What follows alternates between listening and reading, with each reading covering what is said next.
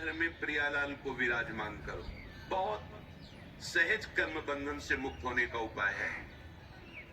भले आप गृहस्थ हैं, व्यापार नौकरी जो भी कार्य करते हैं, घर में प्रियालाल को विराजमान करो। पहले हृदय में बात बैठा लो, इस घर के मालिक प्रियालाल, मेरा परिवार, ये भाव हटाओ, ये प्रियालाल के सदस्य और मैं इन सदस्यों सहित प्रियालाल का सेवक।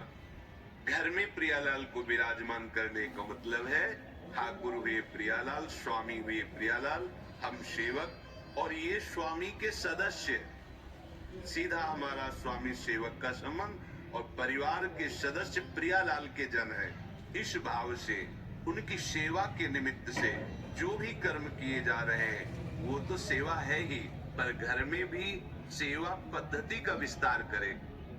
सूर्योदय होने के पहले तक 4 बजे और सूर्योदय के बीच में यदि आप यहाँ विराजमान हैं और आपकी श्री जी वहां विराजमान घर में, तो यही मंगला का चिंतन करो। श्री जी 10-20 नहीं, या भावना की, और फिर जब यहाँ से गए तो उनको मंगला उत्थापन किया, थोड़ा पद गायन किया, फिर स्नान आदि, फिर श्रृंगार आदि।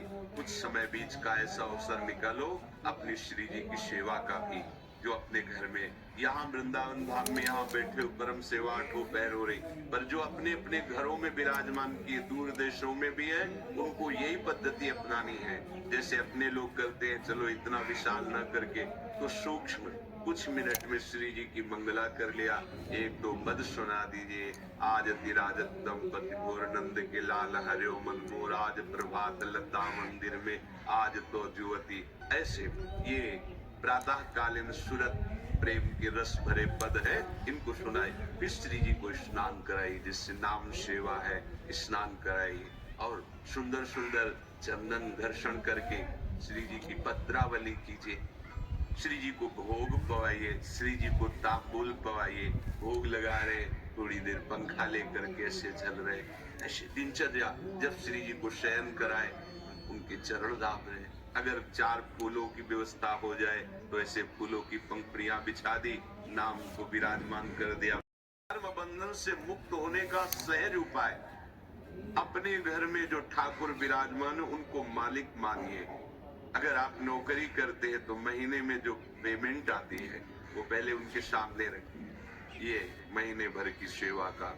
हाँ बिल्कुल, सुबह जाइए, शाम के आइए, प्रणाम कीजिए। इतनी देर आपकी सेवा के निमित्त से जो कर्म हुए, हे लाडली लाल आपके चरणों में समर्पित।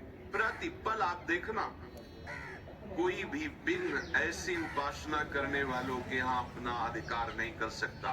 पूरा प्रारब्ध भी अधिकार नहीं जमा सकता, क्योंकि वो घर लाडली लाल का है। देखो पूरी लंका जल गई, विभीषण का घर झुलसा भी नहीं। क्यों? क्योंकि उसमें प्रभु का नाम विराजमान। दीवालों में नाम अंकित किए हुए, उसमें प्रभु का भक्त रहता है। जहाँ नाम कीर्तन होता है, नाम कीर्तन का बड़ा प्रभाव है। सबको अपने घर में नाम कीर्तन करना चाहिए, बहुत मंगल होगा, बहुत मंगल। 10 मिनट ही सही, परिवार के 4 सदस्य बैठकर यदि नाम कीर्तन करोगे तो परिणाम देख लेना। हमारे जो वो कर्म हमें नष्ट करने के लिए तैयार बैठे हैं, उनको नाम कीर्तन रूपी महान कर्म नष्ट कर देगा। इसमें बहुत सूक्ष्मता से देखा जाता है। जैसे गृहस्थ में अतिथि सत्कार, साधु सत्कार की बड़ी महिमा है, करना ही चाहिए।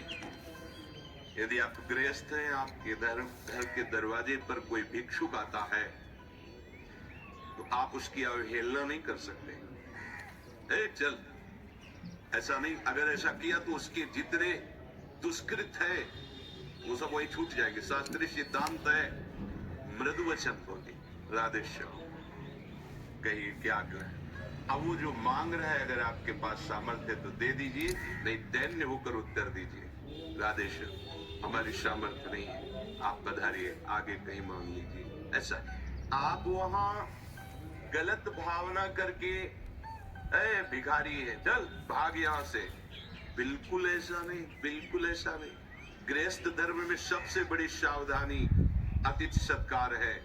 कोई भी, भले कोई पाखंडी आया है, आप दरवाजा मत खोलिए, पर बाहर से राधे श्याम, वो कुछ भी बोल रहा है, हाँ, हम तुम्हें 2 रोटी दे सकते हैं, अगर आप नहीं तो हमारे पास आगे धन की व्यवस्था या और जो आप मांग कर रहे हैं हम नहीं दे पाएंगे। आप जल पी लीजिए, आप रोटी ले लीजिए, वो भी घर में जब कोई पुरुष सदस्य हो तो गेट खोलिए, नहीं तो ऐसी व्यवस्था रखिए कि गेट के अंदर से ही दे दीजिए। सावधानी, समय का जैसा स्वरूप होता है वैसी ही मर्यादा कर रखनी चाहिए।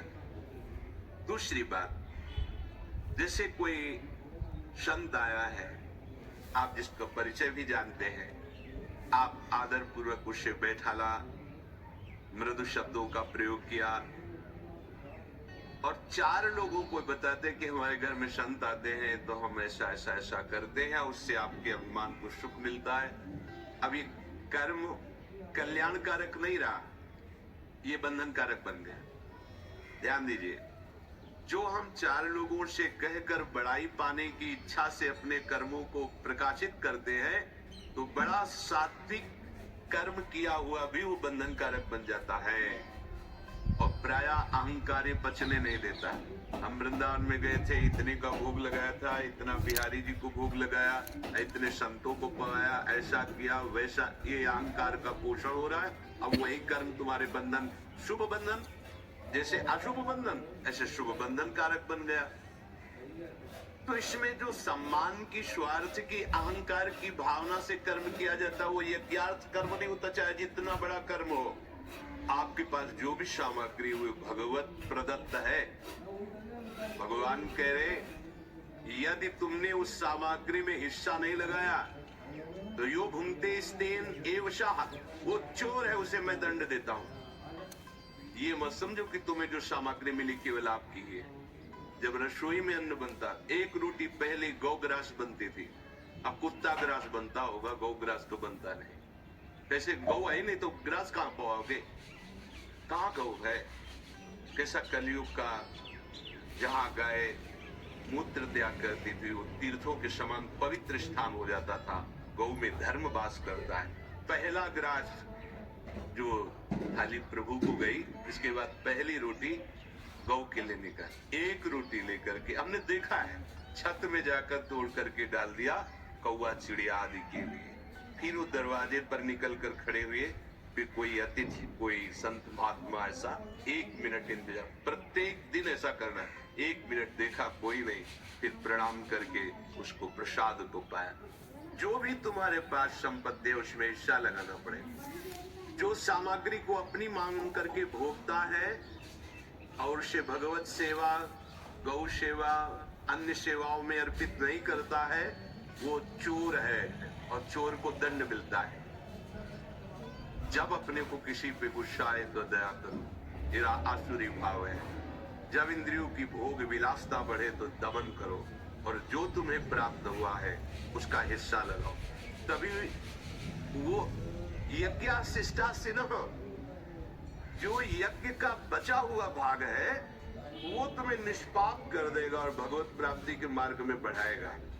अगर जैसे आप कुटिया बनाए हुए हैं और कोई संत आता है ऐसे समय में जिस समय भोजन नहीं है और आपसे याचना करता मैं भूखा हूं, कर्तव्य है तत्काल आप उसके भोजन की व्यवस्था कीजिए। आपने कुटिया निर्माण किया है, यदि आप फुटपाथ पे रहते मांग के खाते, उस समय भी यदि आप रोटी सामने रख के पाने वाले ही है और कोई कह दे कि मैं भूखा हूं तो आपको दे देना चाहिए। ये आज्ञा है। अगर आपने कह दिया कि भोजन का समय तो खत्म हो चुका, भोजन नहीं मिलेगा, आपको अपराध लगेगा। आपने इतनी बड़ी कुटिया बना रखी है, आपके पास व्यवस्था है और भूखा कोई आया है, आप मना कर देते, भगा देते हैं तो आपके ऊपर अपराध लागू हो जाएगा, आपको दंड भोगना पड़ेगा। ये सावधानी रखनी पड़ेगी।